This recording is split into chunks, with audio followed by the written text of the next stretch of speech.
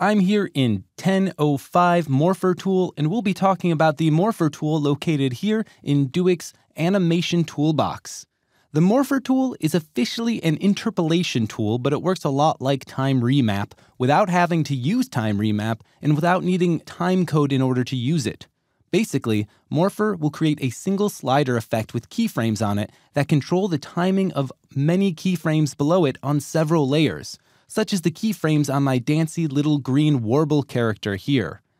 I'm going to go ahead and click on my timeline here and hit Command A to select all of these layers. I'll hit the U key to show all of the different keyframes I have on my controllers to make my warble do a little dance.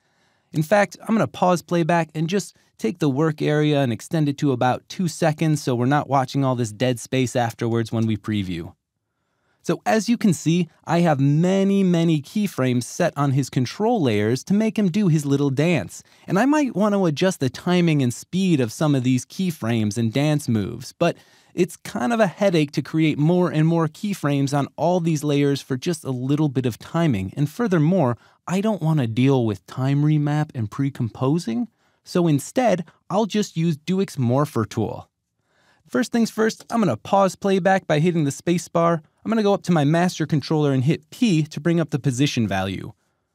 I'm going to select all of my keyframes by clicking and dragging up, and I'm going to make sure I have the position value of my master controller selected too. When I use the Morpher tool, it's going to actually create keyframes for every value I have selected, but I don't have any keyframes on this position value. I just want to make sure my master controller is where that new effect and slider control is located that's affecting everything below it. That's why I'm making sure to select this position keyframe. All right, now I'm going to go over to the Morpher tool. I'm going to make sure I have keyframes selected because I'm affecting the keyframes, and I'm just going to click on it.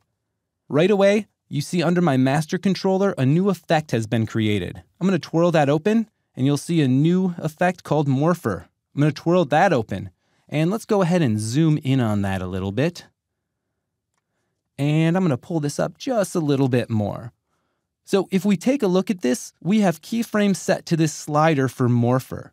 Now, these keyframes line up with every single set of keyframes below it. So this single keyframe here is controlling every single keyframe below it. It represents all of these keyframes, and every other keyframe represents the timing and keyframes for all of these.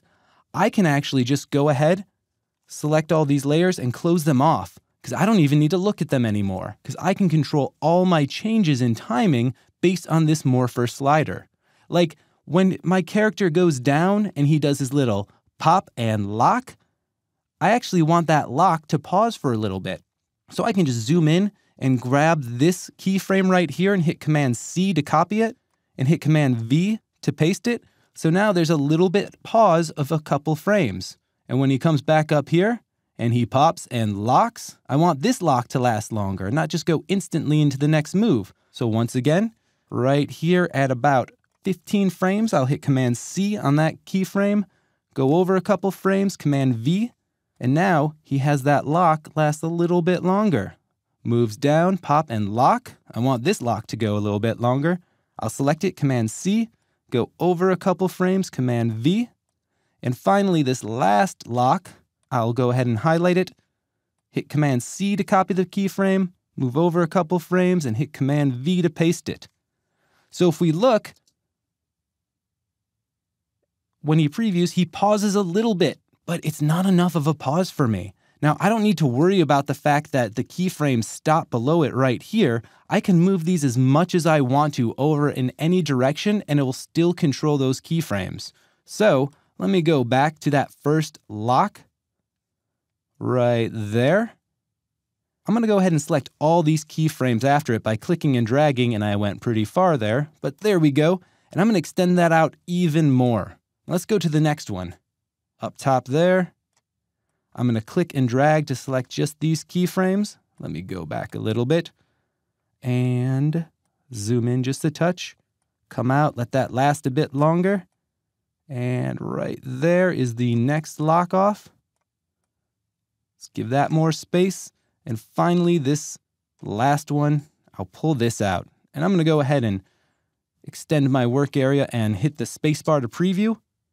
Pop and lock. Yeah, that's looking really good. The timing is really well done. And if I go ahead and select these and hit U, you'll see that the keyframes have stuck around. They're still in the same exact place, but the timing is completely changed thanks to using the Morpher tool.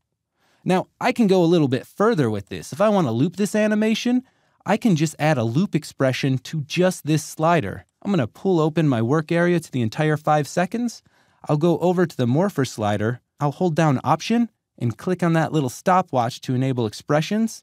And now I'm just going to type in a little loop out expression. So LOOP, all lowercase, capital O, lowercase ut, and then open parentheses, close parentheses. I'll click off, and this loop out will actually loop all of these keyframes. So when I hit the spacebar to play back, oh yeah, pop and lock. He's looking real good. So one of the nice things about this is I can delete all of these middle keyframes too.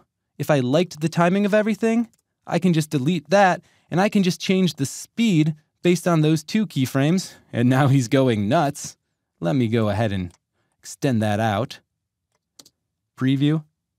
So all of those keyframes are still represented just between these 2 start and stop keyframes. You don't lose it at all. So yeah, I'm going to be straight with you. Morpher is convenient, wonderful, and just a heck of a time saver when it comes to timing out your animation. I use it for so much beyond character animation. Nearly any client video with hundreds of keyframes that would require hours of work for simple time tweaks are often a breeze thanks to the Morpher.